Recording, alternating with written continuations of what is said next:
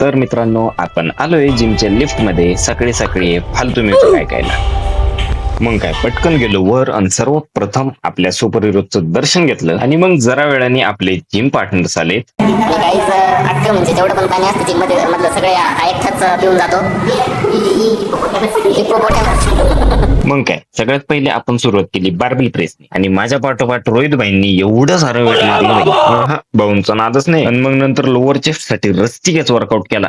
हे आपले तुषार दादा आहे. आणि मग हे 2 रॉड पकडून त्यांना जवळ आणायचं होतं. मारे ते परत लांब जात होते बाई.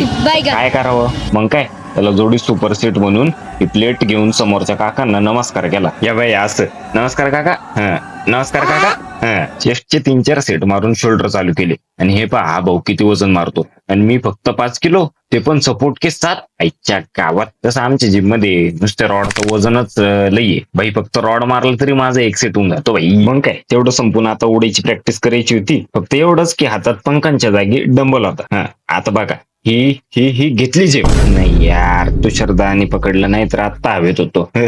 माझ्या नंतर तुषारदादानी पण उडायची प्रॅक्टिस केली आणि मग आता पवायची बी प्रॅक्टिस करायला लागेल का नाही भाई. मग काय पवायला गेलो म्हणजे पवायची प्रॅक्टिस करायला गेलो. के चक्कर में लौंडा बर्बाद हो रहा है. मग काय रोहित भाईने आपलं डाएट पूर्ण केलं. याच्यामुळं काय बॉडी बनते गाईज.